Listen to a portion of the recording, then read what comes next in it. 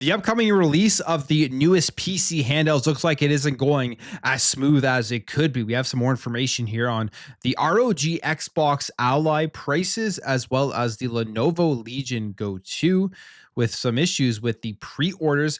We have some more information on Perfect Dark, the gameplay and concepts as to where this game was. And it does kind of make a little bit more sense here why the game was canceled. We have some Call of Duty Black Ops 6 stuff to go over. PC gaming market looks like it is going to be taking over with the sales continuously growing. And Ghost of Yotei, how much that game costs to develop, this is, I think, going to bode well here for PlayStation. So we will take a look at all of that. But before we do, if you do enjoy daily gaming news and content, make sure to hit the subscribe, share the video, like it, all of that great stuff. For now, let's get into it.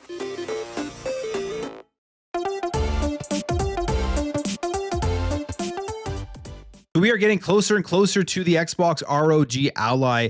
Tokyo Game Show is this week, and you would think this is where we are going to see more about this device in terms of the pricing and the pre-order dates before it does end up dropping on October 16th. But as of right now, the way things are looking, especially with the recent raise in the prices of the Xbox console, it's kind of up in the air as to what they're going to be pricing these handhelds at. I think before we saw the prices to the Xbox console, people were optimistic that Xbox would come in here with a reasonable entry price, at least for the Xbox Ally, of about $500, $550. And then if you want the Ally X with the Z2 Extreme AI chip, around $900. And if you take a look at the market, that's right in line, even less than other devices out there that have the Z2 Extreme. So that seemed like a very realistic proposition. But as of right now, we have no idea. And Microsoft doesn't seemingly want to announce these prices yet because of everything that is happening. And as I said, with the raises here in the Xbox console, everything right now is up in the air. We have this article here saying that the leaker reveals final prices for the ROG Xbox Ally handheld in the US. And there's an update to it saying that Microsoft doesn't want to announce them yet. So they say here that back on August 20th, Microsoft confirmed the release of the Ally, saying it was choosing to stay quiet on the prices, saying stay tuned for more details about pricing and pre-orders in the coming weeks. And it's been a few weeks now since they've said that. So how many weeks are they expecting people to wait here? So we can't wait for players around the world to experience this new way to play Xbox. And the original story was that the pricing of these handhelds were coming in at $550 and $900 US. This was from Bill Bilkun, who on August 20th put this out there. And this leaker is always spot on when it comes to prices, and particularly when it comes to Xbox prices. When they look at the things that they've put out in terms of hardware, controllers, they've basically been spot on here. And they were saying that the final prices were $550 and $900. But now, as of what we're waiting for here, in a follow-up interview was suggested that the macroeconomic climate is to blame for the delay. And Xbox at this point is not really wanting to go out there and announce the final prices here for the ROG Xbox Ally. You have to ask, what exactly are they waiting for? I understand there's a lot of things changing in the world, and so many things come into the pricing of these devices, and they have to think about what is going to bring them the most business, what is going to be the best for the business, how much do they want to subsidize these devices to maybe get a bigger install base right at launch. All of these things do come into play, but October 16th is just so close now. It's a few weeks away before these things are supposed to be in people's hands, and there's no pricing on them. There's no pre-orders. Tokyo Game Show is in a few days. I would be shocked if they don't announce the prices of these handhelds there in a market that loves handhelds and gives the pre-orders and everything. That would make sense. And then all of the speculation as to why they haven't announced the prices, I think, would all end up making sense. It would all just go away because they were waiting for the Tokyo Game Show. But if they don't announce it there, you really have to wonder where these prices are coming in at and how many times have they fluctuated? How many times have they changed the prices? Were they actually at $550 and $900?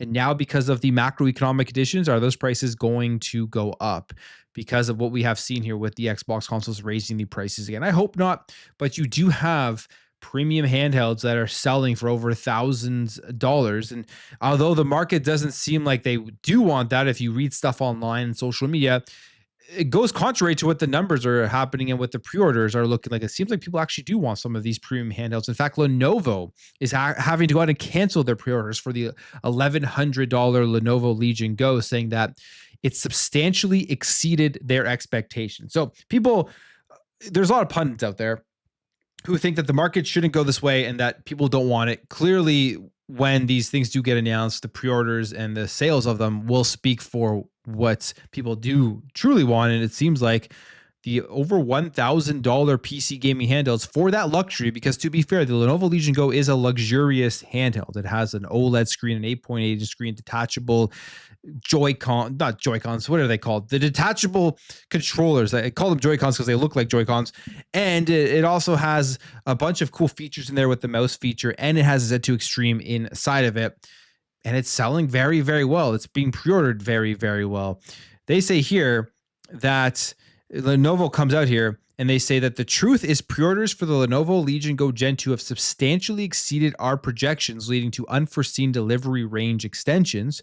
We are working diligently with our teams worldwide to fill these orders as quickly as possible. We truly appreciate the overwhelming support of Legion fans and ask for your patience while we work to get the Legion Go Gen 2 into your waiting hands. And then this was updated again on Friday, confirming cancellation, saying we wanted to share an update after connecting with our Lenovo retail colleagues around the world. The good news is that more units are already on their way to major retailers globally. So you can expect to see availability in retail outlets and websites improving in the coming weeks. That said, we will need to cancel some pre-orders placed directly on Lenovo.com. We don't believe in holding on to our customers' payments for products we can't ship in a timely manner. As soon as our online inventory is replenished, Lenovo.com will show updated availability and ordering will reopen. So this over $1,000 PC gaming handheld is right now looking like it's going to sell very well. And this is going to push more companies to put these premium devices out there. They did set this up as a premium line because they do have the Lenovo Legion Go S if you want to pay less money and get a less premium device. But this is going to be interesting in the future as to how does Xbox look at this point. It's not as luxurious as the Lenovo Legion Go 2. It doesn't have an 8.8-inch OLED display, which I think is a big advantage for that handheld itself. But if they're seeing people here go crazy and pre-order $1,100 PC gaming handheld, will they think to themselves they can get some good market share here at a slightly higher price here for the Xbox Ally? We will see. We will see what happens here. I hope we get the price this week and then all the speculation can be put to rest. But the PC gaming handheld market, the premium devices, people want them. That is clear now from what we are seeing here from the Lenovo Legion Go 2. All right, one of the games that was canceled, which I think is disappointing for a lot of people, is Perfect Dark. We have some more information here as to exactly where they were. And yeah, this makes sense at this point in terms of why this game did get canceled if they were only at this stage in the development. We have this article here from mpfirst.com.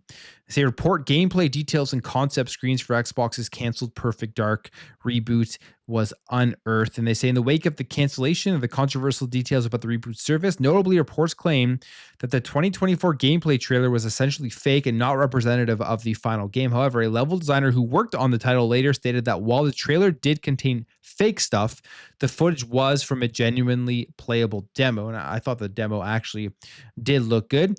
And they also go on here to say that the content dates back to a period close to the game's cancellation earlier this year and delves into the core concepts, also revealing several planned gameplay systems alongside screenshots. And where they were specifically with this game is that up until at least April of this year, the initiative was actively working on the game's vertical slice 1 in-game development, which refers to a playable proof of concept that gives a representative idea of the final game's quality and field. And it is mentioned too that this vertical slice belonged to season 1, which could confirm from previous reports claiming that an episodic format was planned for its release. So they were going to release this thing in episodes. There's a bunch of things in here like a relentless system and a reward system, as well as an adrenaline system, which they say would have treated adrenaline as a resource that the player would have regenerated over time and granted access to a variety of powerful abilities, which I think you could kind of get hints of those things as you were watching that vertical slice that they did put out. But if they were only at vertical slice number 1, which belonged to season 1 all the way up until April, this game was announced so long ago. It was already in development for a number of years. How long would it have actually been before it was ready to go, even if it was released in an episodic format? I believe now at this point, the reports that were saying that it was still maybe another 2 years before it did come out probably are correct, at least in some way. Which at when you're Xbox and you're looking at this and you're thinking, do we put in more resources and time for a game coming from a studio that has never released a game yet, and for an IP that, although it has its fan base, is not guaranteed to be the most popular and sell as well as some people think it would have sold. So this game was needed to have picked up, I think, in development. Probably need to be far further along than it was when they did end up looking at it and cancel it.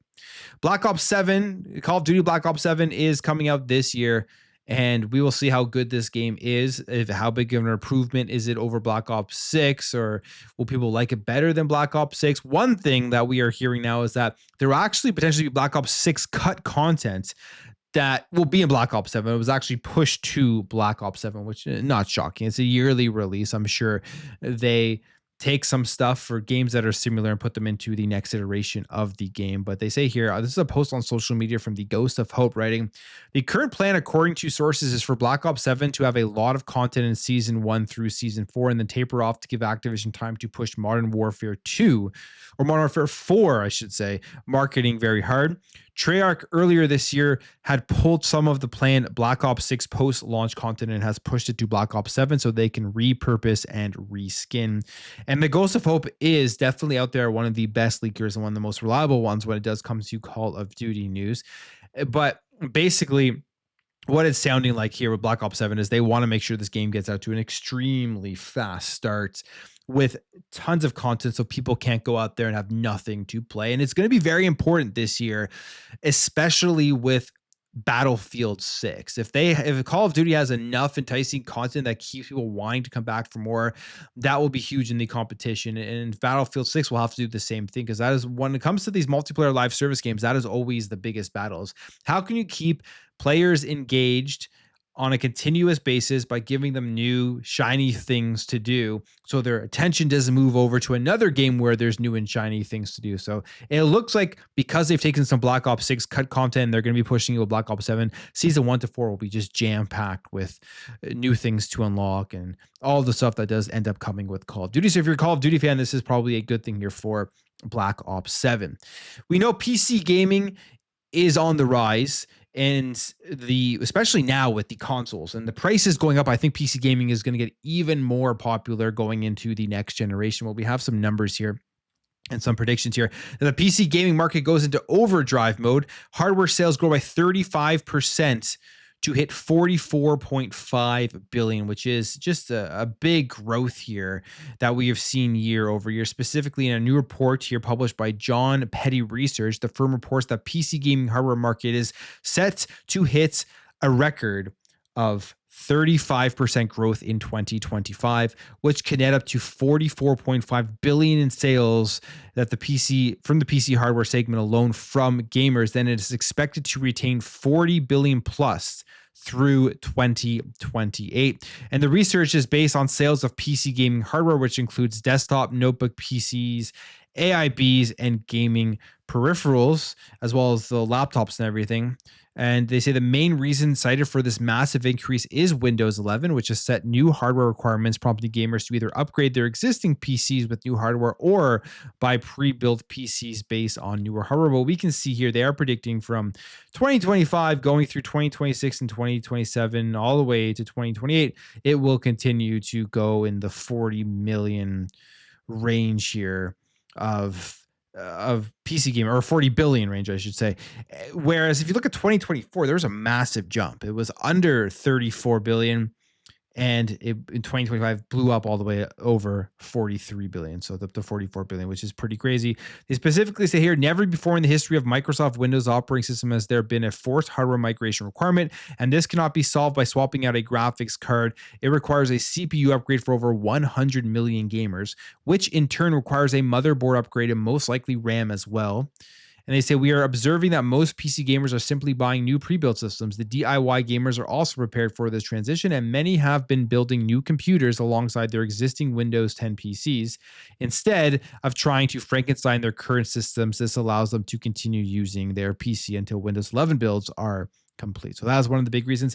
And I think another reason why PC gaming will get better, I mean, we just already talked about it, the console prices going up. If they're going to be releasing next gen at like $700-800, where people will just be like, well, I'll just build a PC. I'll just save more money, build a PC, and have a more powerful system for a longer period of time. The other thing is the whole integration of Xbox and PC, PlayStation putting their games on PC, and the whole multi-platform push. If you are a PC gamer at this point, if you're a gamer looking to get into a platform, your options at this point are PC, where you get everything, literally everything except Nintendo. You could get it, but you're not supposed to.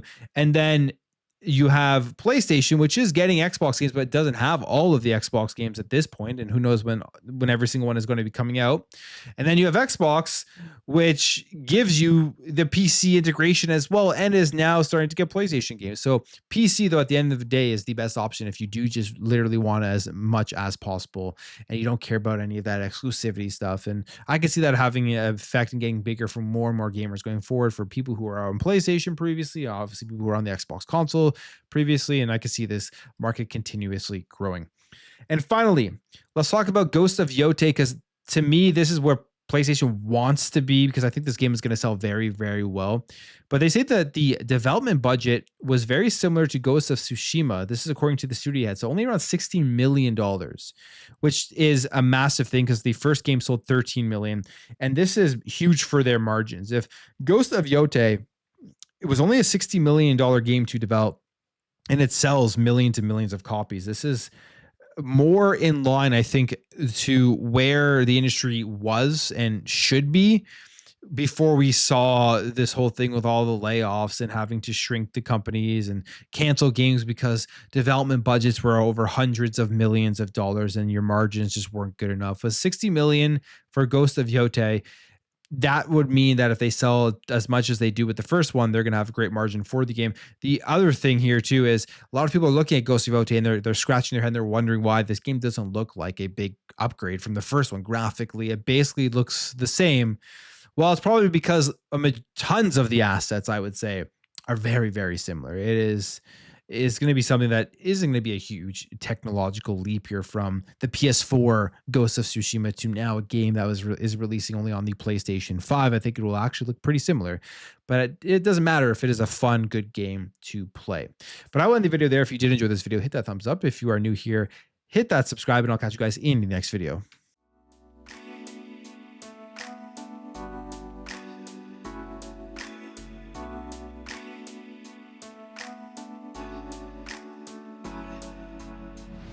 Bye.